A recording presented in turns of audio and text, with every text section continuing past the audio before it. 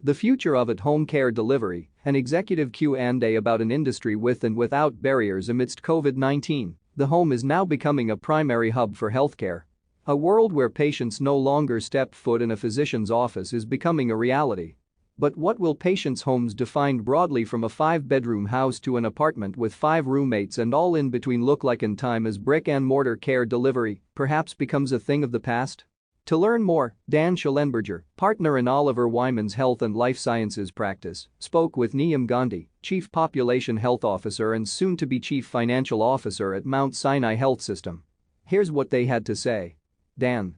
Last February, you spoke at the Wharton Healthcare Business Conference about how home care should be redefined as location-agnostic care.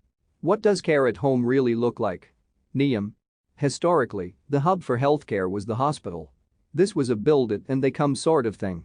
So much of what needed to be done in healthcare required heavy resources. The most cost-effective way to bring care to patients was to centralize it all and have patients come to you. There's now a shifting set of consumer preferences around how people want to consume healthcare. There is, therefore, an imperative for us to push more care out to the place that's most convenient for patients. That is sometimes the home, which may be location-agnostic. But it could be on the iPhone. Patients may be calling from home, but they may also be calling from work or from somewhere else. Dan. When you think about the proliferation of technology and the ability to do more and in more places, how are the lines of home healthcare blurring? Niyam. There's some uniqueness to the home. It's where you sleep.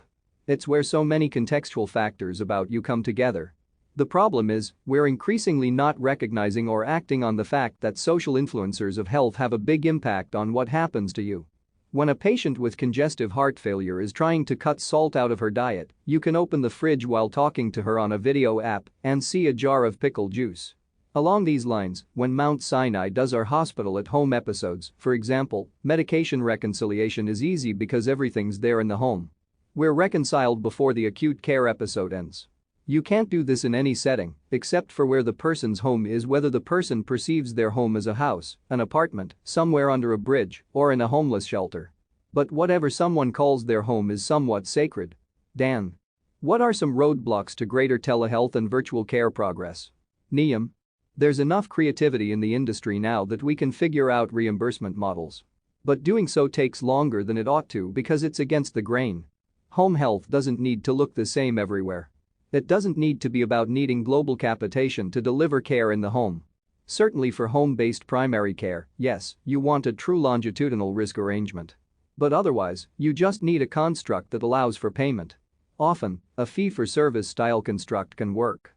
When ambulatory surgery centers started to take off, for example, most surgeries were done inpatient, and then later they started happening outpatient.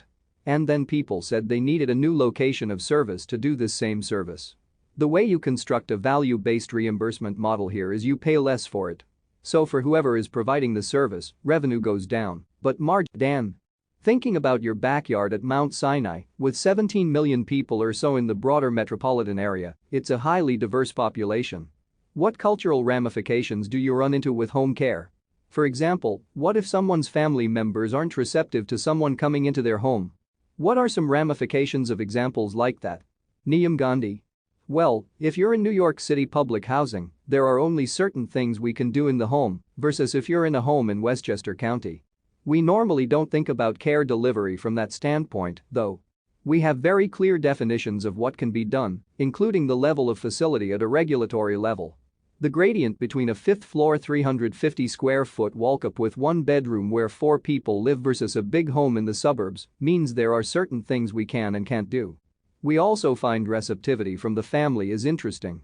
The most frequent complaint we get is, there were too many people knocking on the door over a few days. We respond, think about it. If you were in the hospital, how many times would somebody come into your room? That's how many times somebody's going to come into your home. Maybe a nurse leaves and then the infusion nurse shows up.